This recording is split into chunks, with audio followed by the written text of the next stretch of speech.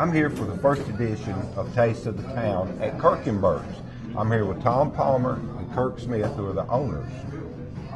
The first thing I want to know, guys, is where did the name Kirkenburts come from? Tim, it's part of both our middle names. My middle name is Kirkpatrick, and Tom's middle name is Burton. So we took parts of the middle name and stuck an E in between them and said Kirkenburts, and came up with a catchy little name. And it is. How long have you guys been in business?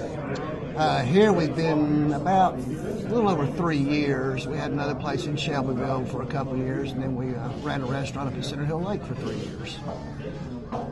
And you're associated with MTSU somehow. Tell me about that.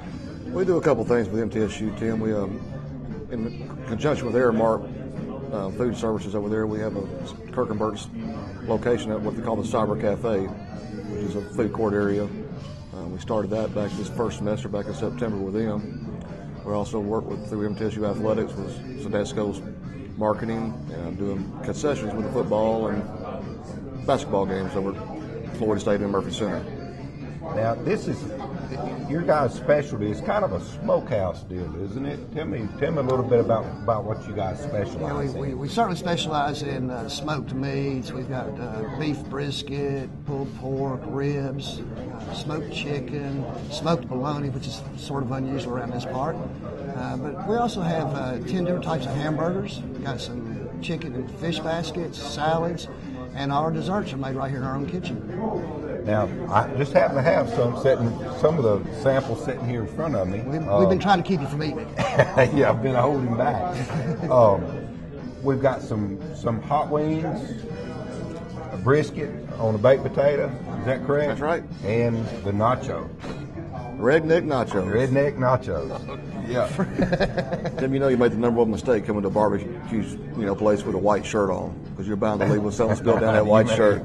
Yeah, but Kurt, it usually lands right here. It used to land up here, but that's done. A lot of our customers tell us that we have the most tender brisket in town.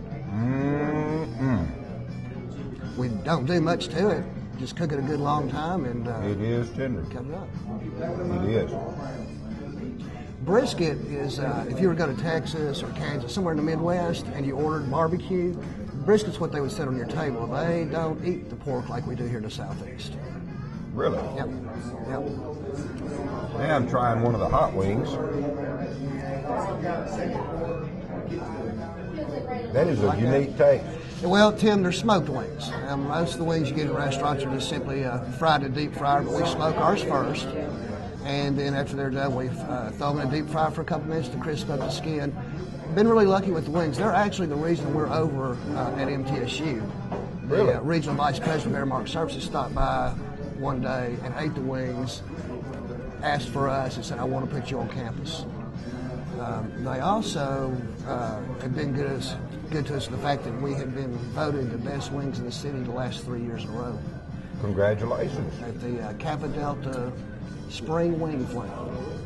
For 3 years in a row? 3 years straight. Actually, we've actually won 5 awards in 3 years at that event.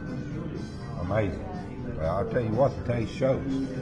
Now I'm trying the redneck nachos. A lot of people ask us where we got the name for that, Tim, and we were getting ready to introduce those when we were up at the Lake Restaurant. And I had thought about, there's so many southwestern things on the menus nowadays, I had thought about something like southeastern nachos, but didn't really like the name of it.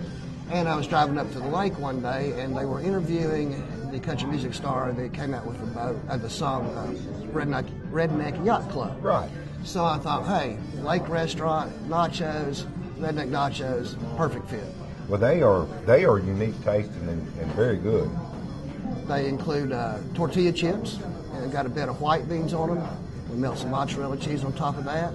Top it off with pulled pork, barbecue sauce, and if you want the grandes like you got, it includes the lettuce, pico de gallo, and jalapeno peppers. It is good. They are good, aren't they? They don't sound so good, but they taste pretty darn good. They're real good. For anybody that comes in here and says they saw the restaurant on Taste for the Town, do you have a special for them? hey, why don't we do something, Kirk? Let's give them 5 free wings just to kick it off. They mention that to us, we'll set them up with 5 free ones. That's great, guys. It is worth the trip. Now I understand that. What's the situation with a cornhole tournament, guys?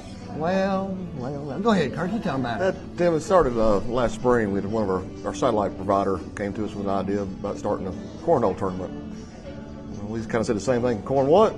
But we could explain what it was. It's kind of like a beanbag horseshoes game, And we said, well, why not? We'll give it a try. We got a little side parking lot. We got some room to spare, so we started kicking it off. In the first week, we had 5 or 6, 7 people come out and play. And each week it continued to grow. And before we got down in the fall, there was 60, 70 people every Wednesday night coming out to play cornhole. It's been a fun time for everybody involved, and we'd always give the winner of the contest a gift certificate that came out and played. But if you bring your game ready to come, there's some ringers out there. Some good cornhole folks. It's amazing how close they come to that little 5 or 6 inch hole, whatever it is, in the middle of that board. Yeah. I was amazed because we actually had people come from Lebanon and Nashville to play cornhole.